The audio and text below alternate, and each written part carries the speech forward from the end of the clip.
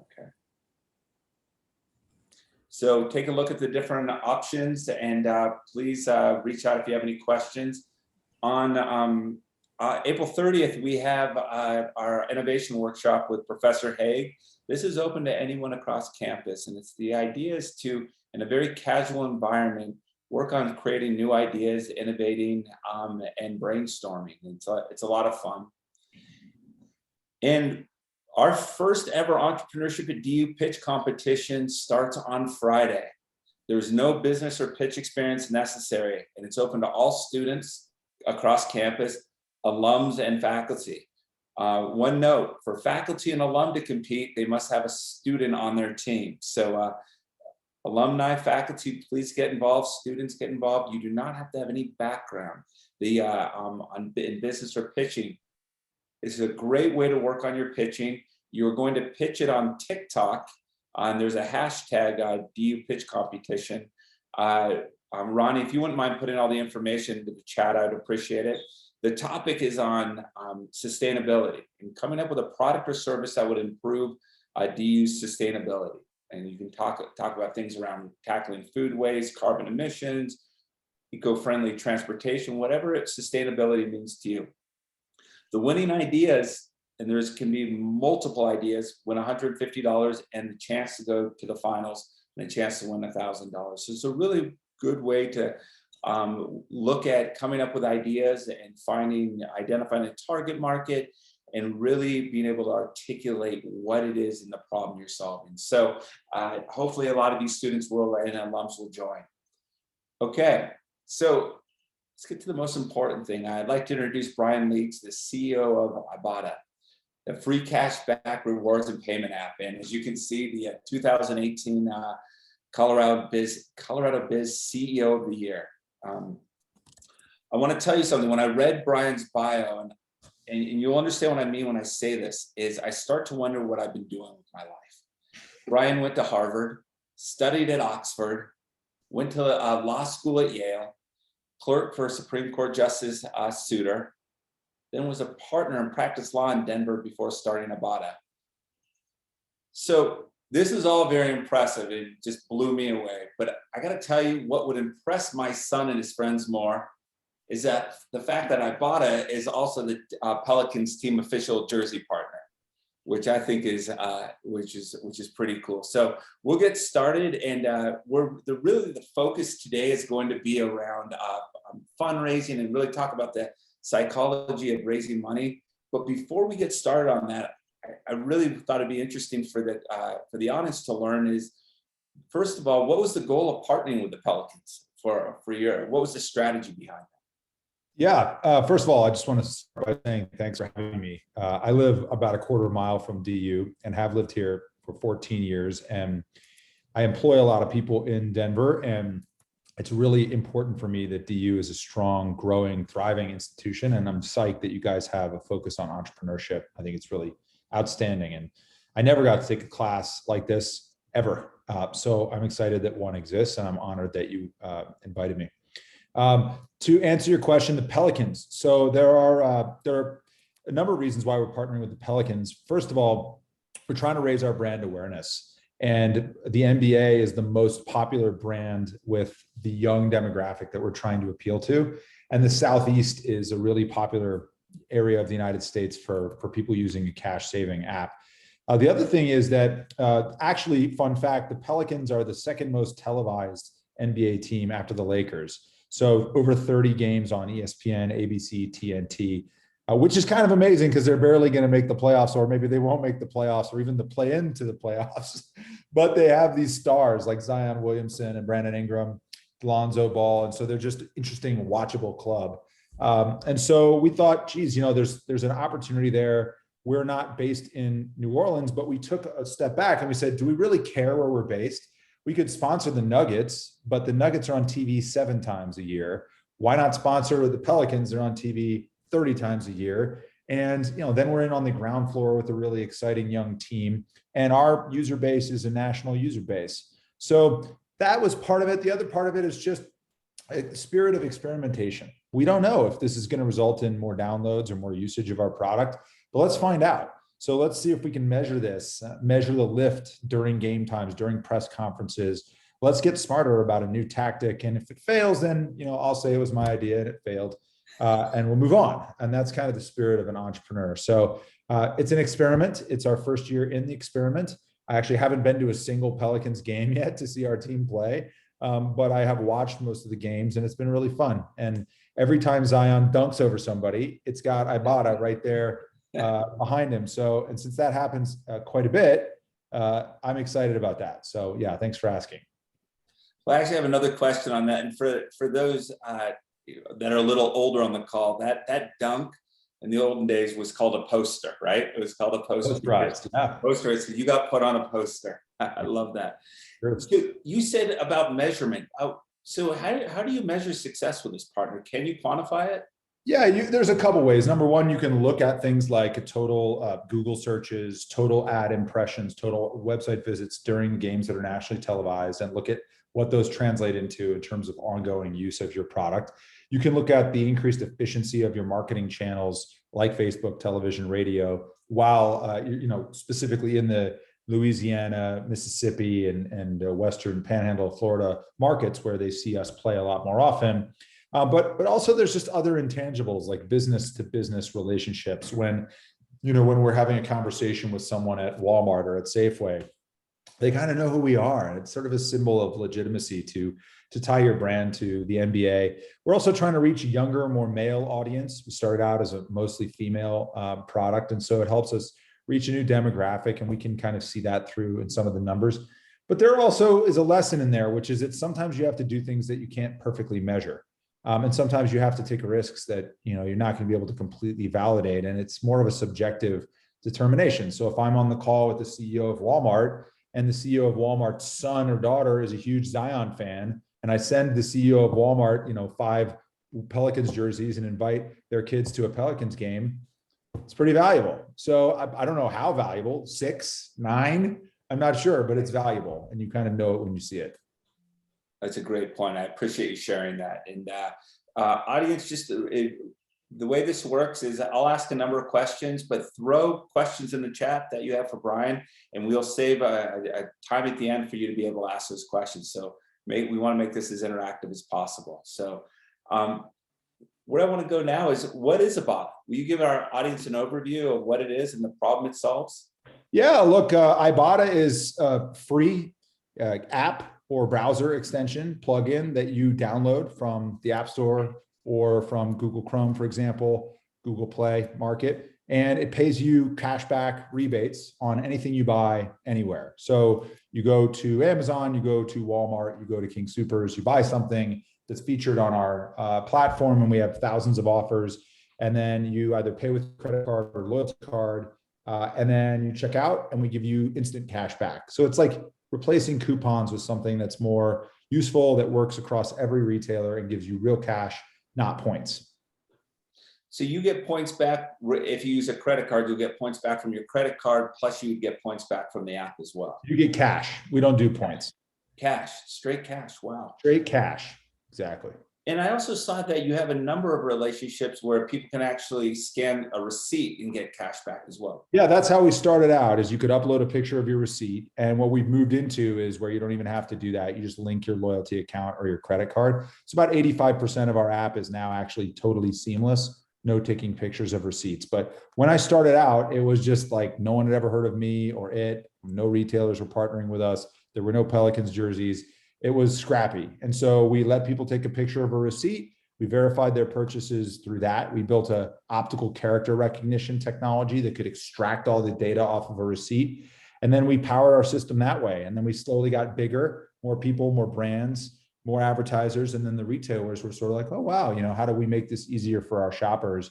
And then we added in online. So you could just click through a link to Michael's question. You could click through a link and buy something. And we have what's called an affiliate link, where you can track purchases as long as it's through our special URL. If you go on to Amazon or Walmart or Target, we track those purchases and give you credit for the items that you buy. So we expanded from what was a pretty hacky, starting point to something that's a little bit more seamless and more omni-channel over time. Okay, that makes sense. And so an online retailer can qualify in which way? You just literally see a product you want to buy. You click through to that retailer like Amazon or Walmart.com, buy it, and then we give you credit. And behind the scenes, we get all that e-receipt data sent to us by the retailer, and they know to send it to us because it went through that link. Okay, got it. That makes sense. So you hit on something that I wanted to bring up. So one of the things we focus on in our fourth industrial revolution class and also entrepreneurship is timing, and timing around the technology being there and the opportunity. Like with cell phones, Uber wasn't going to be successful without GPS being readily available. You started in 2012. Where have you seen technology help move the needle for your business and impact it? Yeah, I mean, the quality of cameras on phones, for example, was a big breakthrough for us to be able to have a higher resolution optical character recognition technology. Be able to do optical character recognition right on the device instead of in the cloud meant you could turn around purchase verification instantly. Payments, being able to pay people on Venmo or PayPal, that didn't exist. It'd be much harder to communicate value to people. Geofencing, being able to remind people to use a product because you know their phone is within a certain distance of a certain store. Barcode scanning, being able to verify a specific product qualifies an offer because barcode scan libraries are good enough. Product data scraping, so being able to log in as anyone on this, you give me permission to log in as you, logging in and scraping data from a given online retailer. So there's and on and on and on and on, little technical advances that facilitate the next chapter of what we want to do. I mean, just today I was talking about add to cart technology, being able to look at an ad or a recipe and be able to say, oh, I want the things in that recipe, add to cart, boom, adds it to your cart in the cloud. I don't have to go to the retailer and refine all of those ingredients. That's actually technology that doesn't really exist right now. And we're kind of at the bleeding edge of where we would like it to be to do what we want to do. So there's always a frontier of technology that's making new things possible. Interesting. And these are great questions in the chat, and I promise we will get to all of them. I wanted to back up a little bit, and as I was reading your bio, I saw this was not the first company you had started. I saw this executive walking tours. I want to hear about that. Oh man, that's the first time I've been asked that question in a hot minute. When I was in college, I was writing my senior thesis, and it was not good, but I got like carpal tunnel syndrome, and I couldn't type. So I was dictating my thesis to someone, which is amazing that that the university would pay for someone to write my thesis, over a period of 3 months. Anyway, I was looking for a summer job, and I needed a job that didn't involve typing or writing because I was recovering from this. And I was a tour guide at the university, and I thought, no one's really doing a good, fun, colorful, good stories tour of Harvard. And I wanted to practice kind of being a street salesman. So I went and took my own photos of campus. I made my own brochure at Kinko's. I got my own laminated sign and my own stand from Office Depot. And I stood up without a license in the middle of Harvard Square, right in front of the newsstand. And just as people would sort of come bursting out of the T, the underground, I would just be like, hey, we've got a tour of Harvard, starts in an hour, 20 minutes. Pay me at the end. If you don't like it, don't sweat. And people be like, oh, whatever, dude, guy talking at me, I'm not doing that. And then they'd wander around and kind of be like, I don't know where I am. I'm not getting any value out of my visit. And then they would kind of sheepishly show up at 11 o'clock. And then 20 or 30 of them would come on my tour, and I charged them $20 each. And I would put like a sweaty wad of $600 in my pocket, go have lunch at the local, place that I had an arrangement with, bring a couple people from the tour with me, end up going to like a Red Sox game. It was the greatest job of all time, because I worked for like 2.5 hours a day in the sun, wearing shorts, telling stories, and made all this money. And so that was my first experience of kind of like, wow, working for yourself is way more fun. When it's raining, I don't have to go to work. That's kind of my call. If I feel like doing a second tour, I do a second tour. I meet all these people. They're on vacation. They're in a good mood. So that was my first experience. But I also realized that it was all about, hitting a brick wall and then changing your business. When I started out that business, I had a 1-800 number, and I went to all the concierges at like the Ritz and the Four Seasons and the Charles Hotel. And I said, hey, would you please, reference me as a great tour guide? And they're like, yeah, we'll keep you in mind, buddy. And then I would sit around waiting for a booking, and no bookings ever came in. So I was just waiting, never got off the couch. I'm like, this is stupid. So then I completely scrapped the entire business model. got my little stand and laminate, put my little bag on and just hawking street sales. And then on the second stop on the tour, I would shove my bag into a bush and then do my little tour, grab all the cash and then go home. That was a better business model. So it was a lesson in kind of completely running into a total dead end for the first month, getting zero business, made more money in the first day of just doing the street sales than I did in the entire previous month. It's also a great lesson in terms of getting off the couch, getting out of your apartment, getting out of the office and hustling, right? Getting in front of your customer. Yeah. Sales, the rejection in sales is real. Until you have asked someone to buy your service 50 to 500 times in a day and gotten a 5% hit rate, it's humbling. And by the way, the university tour guys were super pissed off at me. They would come out and be like, "You're not allowed to be out here. Da, da, da, da. We're giving a free tour." And I'm like, "Well, no one can find your tour. And I'm right here when they come out." And then I went and got a little permit from the city of Cambridge. And when they barked at me, I'm like, "Yeah, I've got a permit. Peace." Right. So it was navigating the regulatory, navigating the competitive landscape, figuring out how to do in-kind trades. I would trade a parking spot in exchange for doing VIP tours for the Charles Hotel. I traded free lunch every day in exchange for bringing people into the burrito place. So it was just kind of, very small scale entrepreneurship. Did you sell it? Did you pass it down to anyone? Was it part of a legacy? Funny, now there's a huge company there that does this exact thing. And they're making money hand over fist, but no, I just left one day. Good for you. So you clerk for Justice Souter, you are a partner at a law firm in Denver, and then you decide to completely switch and start a tech firm. What happened? What was the change? Growing up, my father was an entrepreneur. When I was born, my dad worked at an auto dealership in Nairobi. So, we moved to the United States from Nairobi so my dad could become an entrepreneur. And that's what he did. He quit his job, his nice consulting job that he got out of business school. So he came to the US, he went to business school. He got a good, stable job. And then he quit and started a storefront in Perimeter Mall in Atlanta. And then grew that company over 18 years into a $2 billion company with 1,000 employees. So I watched that as a kid, but then I watched A Few Good Men and I was like, wow, that's cool. I want to be like Tom Cruise. I want to be a swashbuckling trial lawyer and, do fence line shooting prosecutions. So I applied to law school thinking like, I'll be like the TV, trial lawyer.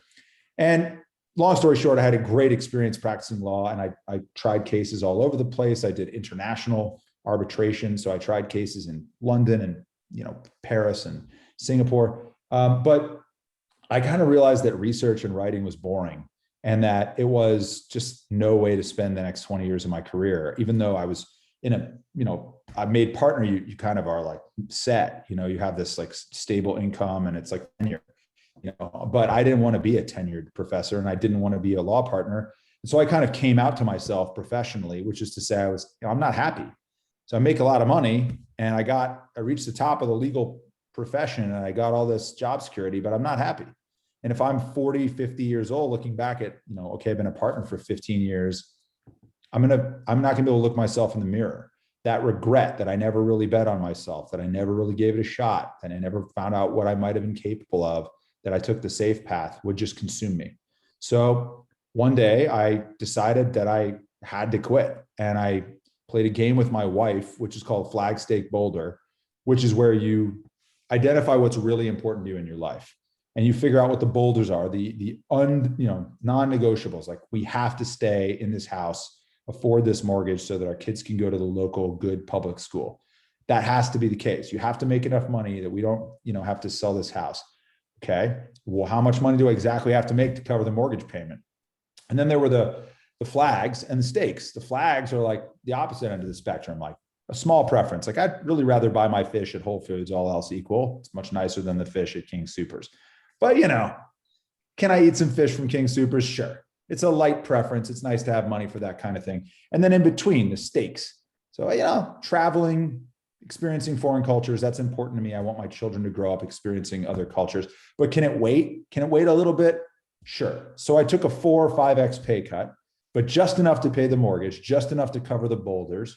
My wife and I kind of agreed on this framework. And I took a chance and started this company, not having any earthly idea what I was doing. So that's how it came about. And then a lot of things happened after that, but that's how the decision to leave came about.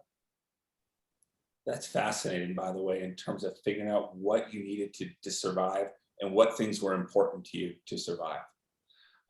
So I want to pivot a little bit. And you and I had this conversation a few months ago, and it was really about raising money and your journey around raising money. So the next few questions, I want to dive into that. And so you started in around 2011, and when you were looking at starting this company, how did you think about raising money? Did you have money in the bank? Did you go straight to the capital markets? Did you know how much you needed? Please walk us through those kind of early decisions. Yeah, the title of this presentation is well titled, "The Stumble to Your First Paycheck." I was laughing. It was your title, by the way. Oh, well, that's why I like it, apparently. But it's accurate. I had no idea what I was doing. I didn't go to business school. I didn't take any classes in entrepreneurship. I hadn't saved a single dollar that I could apply. In fact, I had $200,000 of law school debt and about an equivalent amount of debt to my law firm. Pro tip: never borrow money from your employer. I borrowed money from my employer to buy my house. So I owed my law firm money that I had to repay, and I owed Yale Law School money that I had to repay, and I had zero savings. I hadn't gone to business school, and I didn't know how to raise money or how to, for that matter, build a financial model or do any of that. I had plenty of other, types of privilege and opportunities and networks and things that offset some of those disadvantages, but it wasn't like it was, clearly apparent to me what I needed to do next. So what you do is you kind of just get out there anyway. You have a 1-page summary of your business. You have a 10-slide deck, didn't have a product, didn't have a team, still working full-time as a lawyer, slinking around in the side moments of my life, living a double life, hoping not to be seen at the airport by my law partners, wondering why the heck I was going to San Francisco or New York to go shake the tree for some dollars. None of the venture firms had any interest in investing in my company. They were like, let me get this straight. No experience as an entrepreneur, not putting any of your own money in, don't have a team, don't have a prototype. What's not to like? They didn't like any of it. So, and I made every mistake you could conceivably make in that environment. I went in wearing a suit and I gave a presentation that I thought was pretty dynamite. I'm, former trial lawyer, decent presenter. And I said, what'd you think of my idea? And the guy goes, I couldn't really focus on your idea because I was just so blown away that you were wearing a suit in Silicon Valley. You just stuck out like a sore thumb. Like, oh, so no suit then? What about the idea?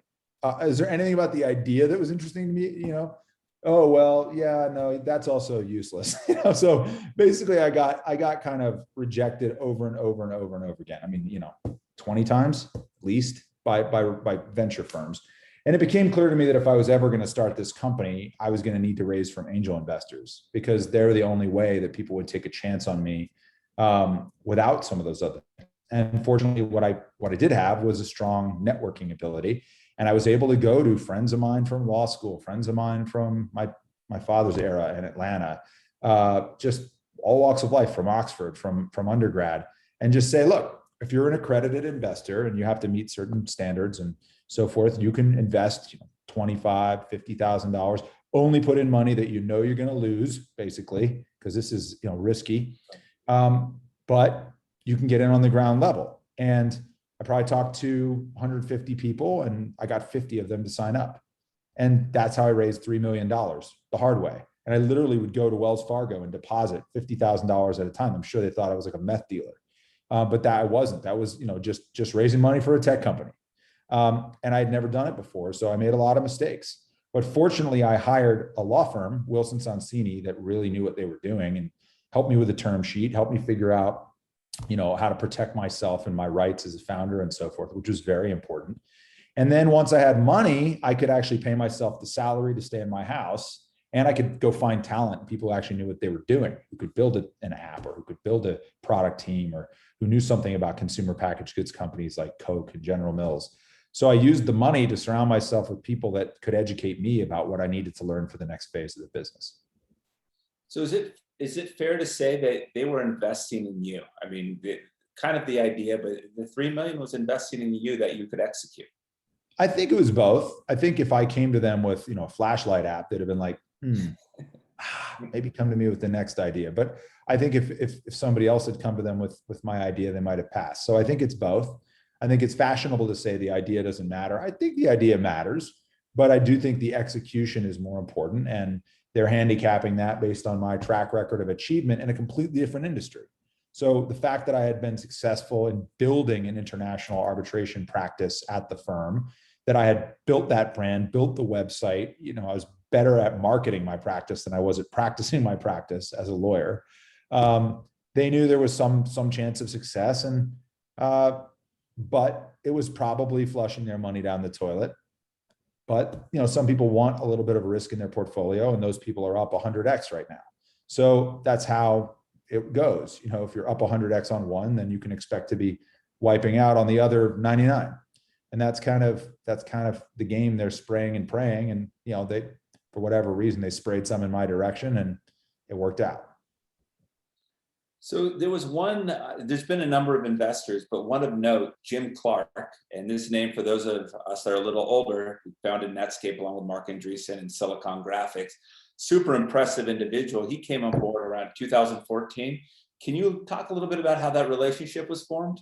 Yeah, so Jim Clark is this crazy dude. I mean, there's a book written about him called The New Thing by Michael Lewis, the same guy who wrote The Blind Side and Liar's Poker. Moneyball. Anyway, book tells you all you need to know about Jim. The fact that there is a whole book about Jim tells you all you need to know about Jim.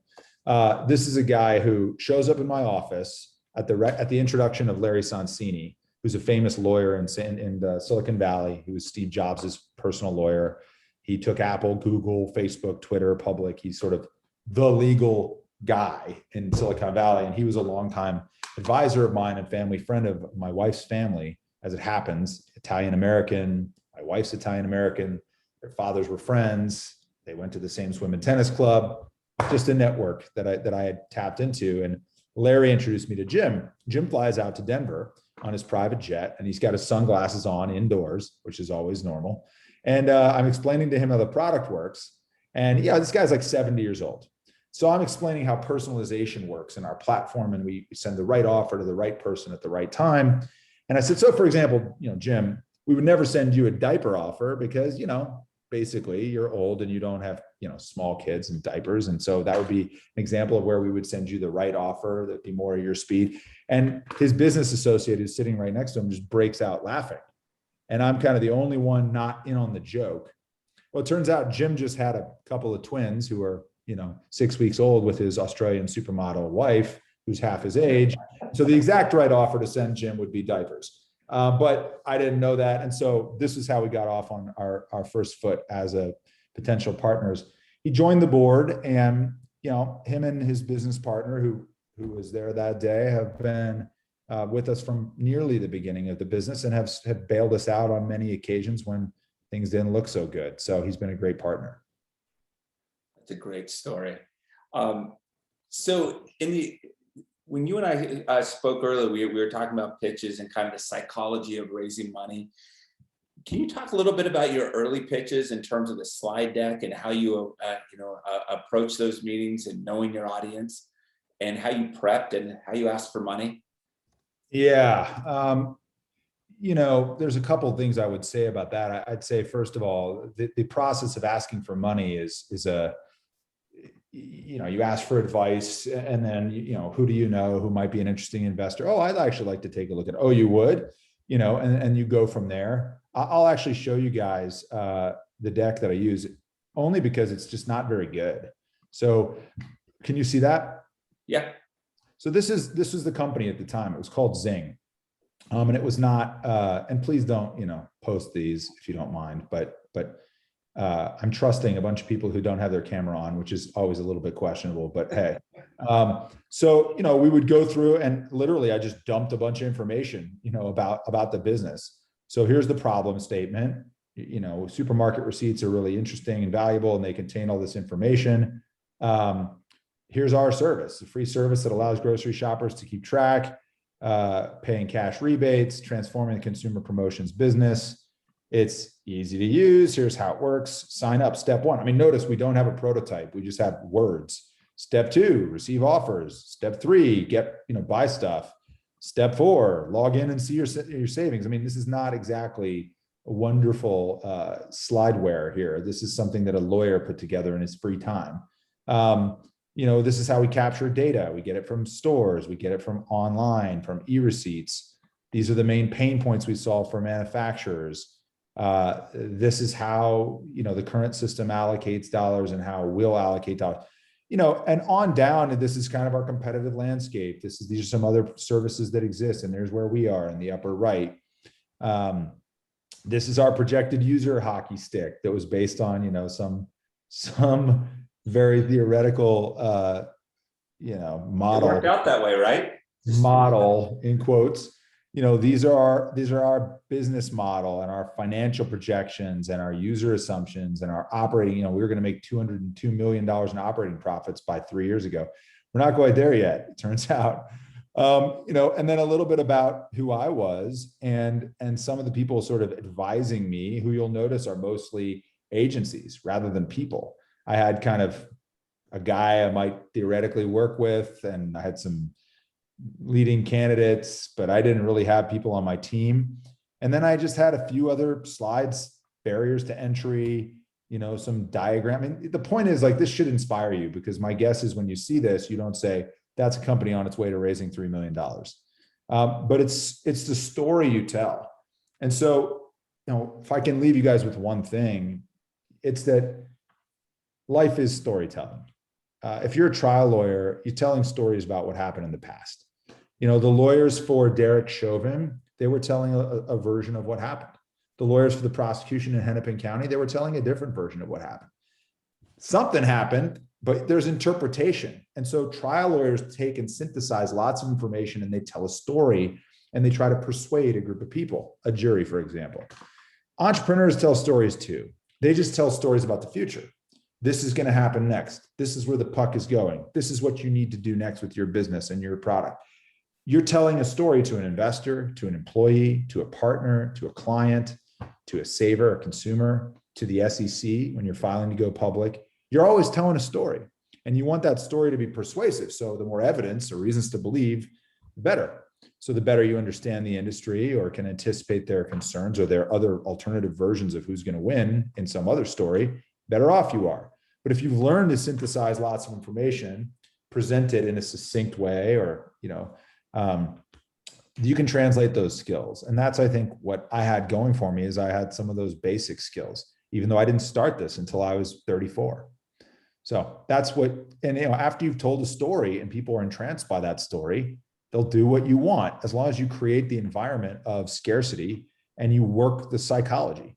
So this is no different than dating. If you're just like ultra desperate, people can smell that 3 rooms away back when we used to go to nightclubs, but if you're playing it cool, it's more attractive. And it's the same thing when you're raising money, right? If you're just out there like, oh, when can I come back and see you? People go, yeah, no, I don't want to put money in that. But if it's, hey, we're oversubscribed, tons of interest in this business, trying to figure out who the best investors are from a strategic value add perspective. And I just wanted to come and evaluate what you guys could add. Totally different posture, right? So you might be holding 2-7 offsuit, but they think you're holding, pair of queens, pair of kings, you win. So it's not just about what's in your hand, it's what you're projecting. And fundraising is about creating that environment of the train is leaving the station. This is exciting. Don't miss out. Be the last one to put your money in. This thing is validated by these other investors and these names that are getting on board. And if you don't understand that, you will fail no matter how great your idea is. So my wife likes to say that my skill at fundraising is thriving at the edge of credibility. So you can't go over the edge. If you go over the edge and lose credibility, no one wants to be associated with you. But if you're not comfortable pushing the story to the edge of credibility, you might not be able to raise money, because you're painting a picture based on a little bit of reasons to believe, but there's also a lot of faith involved in that. And so fundraising is painting that picture in a way that is so compelling that people go, yeah, I just see that. I just believe that. And they go back to their spouse and go, I want to put 50,000 into this thing. I know you don't know this dude, but there's just something about this story that just hunts. And that's what you're trying to achieve. When you created that story, did the audience matter in terms of how the way you told that story? Would you add things or remove things?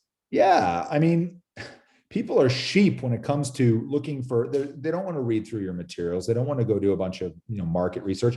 It's who else do you have in this deal? Oh, really? Rick's doing it? Interesting. Rick. Oh, did you say Steve was doing it too? Interesting. So if that's the kind of person you're talking to, who's a lawyer in their free time or a doctor in their free time, they don't have time to get into the deep, thesis. But if you're talking to a venture investor or somebody who's a repeat angel investor, they're going to ask different questions about your unit economics or whatever. And you've got to be prepared to kind of play those conversations depending on what they care about. So, a lay investor is going to tend to be more worried about big companies like Google and Facebook coming in and doing what you're going to do. So, you're going to get that question. It's like, I think that's like the first time it's ever been asked, right? I'll never forget. I had a call with a guy who's going to put $1 million into my company. And he calls me up and says, pulling out.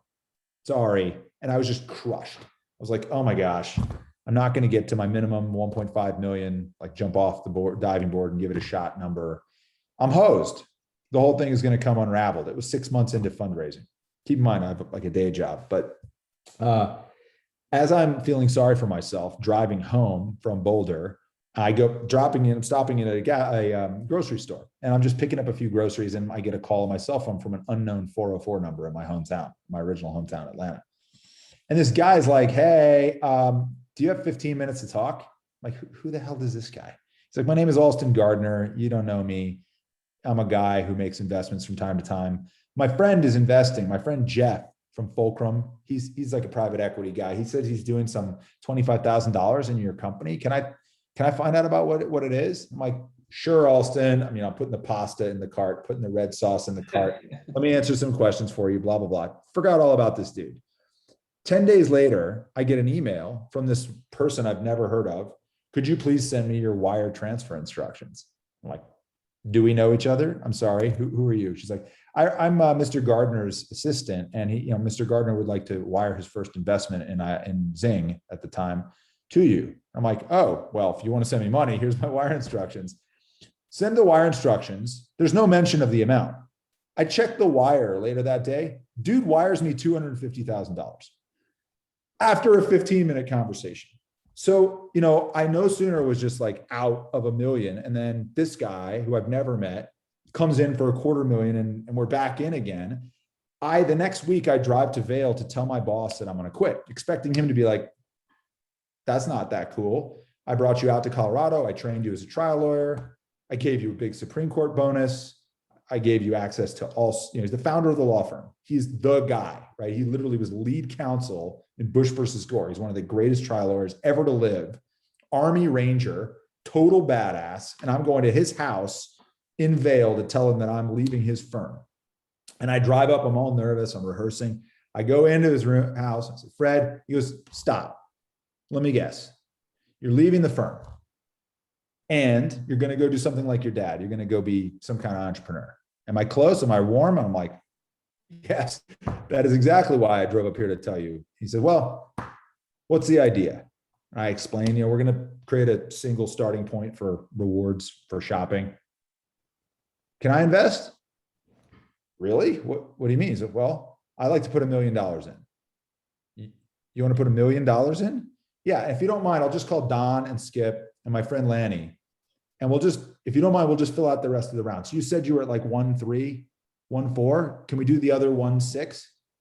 And I'm like, oh my God. It was, New Year's Eve, 2011. And this conversation that was going to go poorly just resulted in doubling the amount of money we had. And that was totally unforeseen. So I think that's how it goes. You just have to keep showing up and sort of don't quit, because it looks bleak most of the time. And I think it's tough. It's a rejection fest. And I didn't even tell you, I went to people's basements. I pitched at a PowerPoint in a Chinese high school in Beijing while I was there on work for my law firm, to a bunch of venture capitalists who are ostensibly just at the school, because, you can't really be an outwardly venture capitalist in Beijing. That's the kind of stuff I was doing.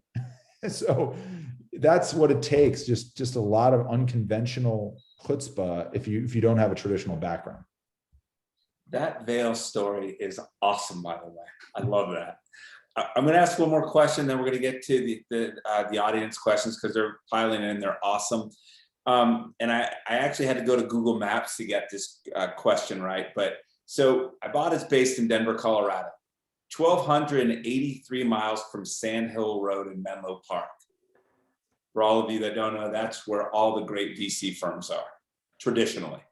Did location impact your ability to raise money? And I'm talking just overall, not just that $3 million round. It did. It did in the early days. That was a different time than now, but it did. People said, oh, I don't know. I mean, are you affiliated with Brad Feld and Foundry Group? No. Why not? Well, he passed. What do you want me to tell you? Well, anything that's any good in Colorado is affiliated with Brad. So I'm going to pass. And it was like, okay, cool. So there's one guy, we don't fit in his thesis. And now everything I just said is worthless. Like what? Well, and then we go, oh, well, I know you're in Boulder, but no, let me stop you. We're in Denver. Two different places. We're in Denver. Well, okay. All right. Well, whatever, Boulder, Denver, but I just don't know if there's enough talent there. Can you really hire engineers there? Can you really? So we got a lot of that, but we were just big enough as a city and a place that it was like, okay, if I was, in Chattanooga, I think I would have had a bigger challenge, but Denver was kind of just on the lower end of big enough, plausible enough that anybody would invest. But we did get the questions. And it wasn't like there were any venture capital firms in our backyard that were much good. So we were definitely getting on a plane to California or New York or somewhere else. We were rarely, not to knock, Access Venture Group or Grow Tech Ventures at the time, but they were not really the caliber of venture firms that we aspired to. And so, yeah, it just meant we had to travel to raise money. But I think that changed rapidly. And ultimately, if you're successful, especially post, pandemic and Zoom, it just doesn't matter anymore. People are conditioned to looking for opportunities to invest in Timbuktu, if that's where they exist. So I really think that's changed in the last 10 years. Okay. So we're going to jump over to some questions, and when I'll call out your name, and please ask Bryan the question. We're going to start with Evan Hedges. Go ahead and ask your question, please. But you got to turn on your video before you ask your question. That's we got to see your face. All right, give me 1 second. Sorry. Evan's like, oh, yeah. Basically, I had to reposition. All good. Hey, how's it going, Bryan? Thanks for showing up today. Appreciate you coming out and talking to us all. I guess my question. So I guess I have two questions. First would be about sort of like revenue generation, where you're at now, where you're thinking going forward, and sort of how did that fit with when you were first raising money? Did you have an idea of that? Did you have an MVP that was generating some amount of revenue or anything like that? No MVP, no product, no revenue. When we first raised money, I had like some fake news clients who were like on a slide that said they would commit to a test budget. But I would call that barely on this side of the edge of credibility. The revenue, I mean, we're doing about $200 million in revenue now, hoping to grow at 25, 30% year over year. The way we make money is on a performance basis. So every time we sell a LaCroix or a, bag of chips or whatever, we get paid a fee per unit sold. So we get a commission per unit sold. So instead of charging per print or per clip or per impression, it's bottom of funnel, pay per sale business model, which is attractive to advertisers. We also get paid by retailers to influence where people shop. So we usually get a percentage of your basket on Amazon or Instacart or Walmart.com. So we could get paid by Anheuser-Busch and by Drizzly for the same transaction if you buy Bud Light on Drizzly and get it delivered. So that's how we make money. We also sell ads. We have data products. And over time, we've added a lot of different ways to make money, and some of them have worked and some of them have been spectacularly unsuccessful. So we've diversified our revenue streams over time. Awesome. Thanks. Great question. Tony, go ahead, please, with your question. Right on. Hey, Bryan. So how did you go about in the early days to find either the right business partner or team to do web and app development? I know there are a lot of people out there now. I don't know if it was the same 10 years ago, but it is sometimes really hard to find the right team. Honestly, all I did for the first 3 months after I raised the $3 million was interview people to be the chief technology officer. I couldn't find the right technical co-founder before I raised the money. I thought it was, I'm pretty confident that I could raise some money, and I would rather offer someone $150,000 a year and then pay them 5% of the company as, the first employee, than give them 50% of the company just because they're around, while I'm doing all the work fundraising on my idea. So it did, to me, the whole co-founder thing was not a good deal. I knew that I could find a terrific CTO. I just had to be able to pay them, reasonably close to market. At this point, it would be more like 200 would be, plausible to get someone of that caliber. But honestly, luck is the best answer to your question. I could have hired several other people who, with the benefit of hindsight, would have been far worse than Luke Swanson. If I hadn't found Luke, I'd be on a different Zoom, and it would be related to international arbitration.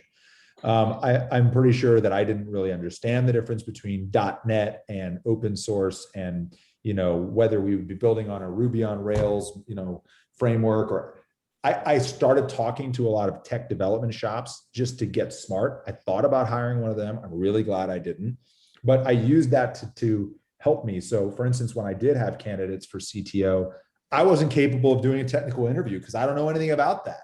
So I actually hired one of the local firms, Spire Digital, and I paid them to do the technical interview and give me a readout because I didn't have that skill set. So I vetted them using a third party. But you go to Techstars founder dating events, you go to Boulder, Denver, New Tech meetup events, you kind of stand up and go, "Hi, I'm Bryan, I have $3 million and no talent. Can you help?" And pretty soon people are like, "I can help you spend that money." So, differentiating yourself based on the idea, based on, the investor base, or in my case, having the money already in hand, and just networking. But it took months, and I definitely kissed a lot of frogs. And, I wouldn't say I'm outstanding at hiring, but I got lucky on a few key hires early, and then they made a bunch of great hires. And, that's part of the game, is just right place, right time. Cool. Thank you. Great question. Steve, you have the next question in the queue. Go ahead, please. Well, you answered the question in terms of, if you look back, what was the tipping point that actually made your company a real deal? When did that happen? I mean, my goal, Steve, I had 3 goals when I started out. And I always say this because it's easy for you to move the goalposts once you start getting a little bit of success. The goals were actually quit my job as a lawyer and take the plunge, win, lose, or draw. Do it for long enough that I could plausibly claim to be an entrepreneur instead of a lawyer, so I didn't have to go back to my law firm, tuck tail, and beg for my old job back. And don't lose anybody their money. That was really it. It wasn't get to 500 employees, get to 700 employees, get to $1 billion value. It was none of that. It was just that. So to me, what enabled that was raising at least $1.5 million, because that was when I knew I was going to give it a shot. I think probably the single most important break we had was finding Luke Swanson, to Tony's question just now. Probably the time when I knew we weren't going to go to zero. Honestly, I still think we could go to zero. So you live in a world of binary terror. Like, we could be a $5 billion company within a year on the public market, or things could go against us and we could be in a van down by the river. Like, that's how it works. Right. Welcome to what you're signing up for. So it's degrees of crossing to safety with certain experiences. From the standpoint of okay, this isn't going to be an embarrassment, I would say it was when we had 1 million people download our app within the first 6 months. I was like, okay, this might be interesting to consumers. Don't really have a viable business, not at all profitable, a lot of challenges to figure out, but there's something here. Yeah. But then, you go from that to, we could do a whole other session on times where I was pretty sure we were going to go out of business. I've literally got a separate restaurant in Cherry Creek that I only go to when I want to talk to my wife about how we're going to go out of business. It's become like a joke. It's like, we better go to North. Really? That bad? So that's what you're signing up for. Thank you. Great question. This next one's awesome. I love it. And I hope I don't butcher the name. Is it Kutla? Oh. Yes, it is. You actually said it pretty well. So well done. So I wanted to ask, what are the core values of your company, and how have these helped you shape your vision, and have they changed over time? Yeah, it's such a good question. And honestly, if you'd asked me that when I started out, I would have been like, I wouldn't really have any, or we haven't really written them down. About a year into the business, we defined our core values as a group and we made them track the word Ibotta. So integrity, boldness, out hustle, teamwork, transparency, and a good idea can come from anywhere. Don't ask me why it was a sentence and not a word, but those are really important in defining the kinds of people that we wanted to bring into the organization and justifying the choices and decisions that we were making. I realized that we not only needed core values, we also needed a mission, and that mission needed to be stupid easy to remember. Our mission was like 30 words, and I would ask 10 people, nobody could tell me. So we changed our mission to 4 words: make every purchase rewarding. That's our mission. And you say, well, that's not that useful, but it is, because there's things that it rules out. Like, we're not going to become a data company. We're not going to become an insights and analytics company. We're here to provide rewards and influence transactions. So make every purchase rewarding. Then we had, mission, we had a vision, we had company values. And then over time, Kutlo, the vision and the values evolved a little bit, but they were kind of like the Constitution. We didn't just let you amend them every week. But we recently changed one or two of the core values. So we changed those values from out hustle, which was creating kind of a output oriented, how much work are you doing kind of culture, which wasn't exactly what we wanted anymore, to a different value, which was focusing on our savers and really being more saver centric and more user centric, and kind of that was an important transition. And we sort of talked about those as a group, and when they made sense, we changed them. We started out with a mission that was more like be the single starting point for shopping. Then we realized, what if we want to distribute our offers on different properties, like on Pinterest or on American Express? How is that the single starting point for shopping? So then we broadened it to make every purchase rewarding, even if it's not a purchase that originates on our site. So I actually think if I had it to do again, some of the things I would do differently would be define the mission, the vision, and the values earlier, and get a coach and or a therapist earlier. Those are things that I'm not joking. I'm totally dead serious. I talk to my therapist every 2 weeks, and I have a coach that I talk to all the time as well. Dead serious. This is a stressful job with a lot of emotional highs and lows. And anybody who tells you that it isn't, or pretends that, they figured it all out is just lying to you. So, my Justice Souter used to say, the worst thing you can do is paint the bullseye. And that's when you fire an arrow into the dark night, and then, wherever it lands under cover of darkness, you go and paint the bullseye around wherever it landed. And then everyone thinks you're a great archer. I hate when people do that. The experience of being an entrepreneur is nothing like that. It is a lot of firing of a lot of arrows into the night, hoping for the best. And so when I give these presentations, I try to be real about that, because otherwise you just intimidate people and make them think there's something special about me that they don't have, and then they don't pursue their dream or their entrepreneurial venture. And that's not how it works. It's about accepting and living with the terror of the vicissitudes of this experience. It's not about being a superhuman who didn't experience that terror. So anyway, a little bit beyond your question, but wanted to get that in there. Thanks. Thank you. That was so helpful. I just got a note from Kutlo's professor that she's actually streaming in from Botswana right now. So that is very impressive. Wow. Yeah. That's right. What time is it there? It's midnight. I've never been to Southern Africa, but my entire family is from East Africa. So that's cool. Well done. Our next question is from, I'm just going to say it this way, WND Wiz.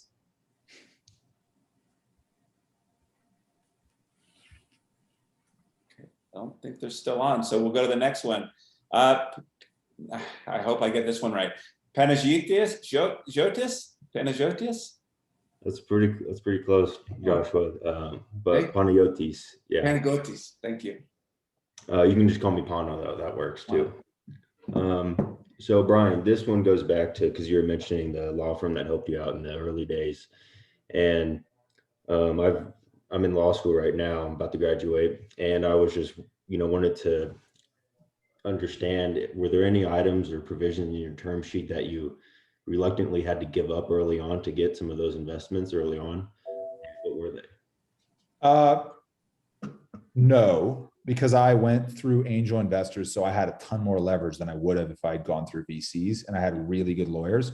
And if you're interested, I can send you my term sheet because it's the most founder favorable term sheet ever drafted. It even has clauses that say, you know, as long as I own X% of the common shares, the company can never be moved from Denver, Colorado, blah, blah, blah, blah, blah. Stuff that's way off market. Had I had to go with the venture firm, absolutely. The number one thing back then I would have had to give up is the participating preferred versus non-participating preferred structure. So the double dip, that old chestnut. I would have had to give up, you know, ratchets and coupons and all that stuff. I might have had to give up more board seats. I pretty much controlled the board. I certainly wouldn't have had pro rata investment rights as a common shareholder. So there's lots of things I would have gladly given up to get a chance to try this experience, because to me, and I really want to stress this, like, you know, you're ready to start a company when you would do it win, lose, or draw for the experience and the growth, because the odds are it's going to be lose or draw. So if you don't want the experience and finding out who you are, you know, think long and hard about it. But if you do want the growth and the experience, you're less likely to sort of kibosh it because of one term here or there. And it just so happened that the benefit of my failure at fundraising through the traditional VC route was that over the longer run, vastly better term sheet that we were then able to stick with many rounds in, to the point that I've now still got some of those same provisions from the early rounds that I never would have had if NEA had agreed to back me. So it's funny how many times something that appears to be basically a disaster ends up being something you're glad for later. It's weird, but it happens all the time, and at least in my experience. Awesome. Well, yeah, I would love to see your term sheet. Please feel free to I will post if you want my term sheet, you just got to agree not to circulate it, and you got to write me at Bryan@Ibotta.com. If you do that, I'll send it to you. Bryan@Ibotta. All right. Got it. Thank you. So we have time for one more question, and the next one in the queue is from Claire. So Claire, this is the final question.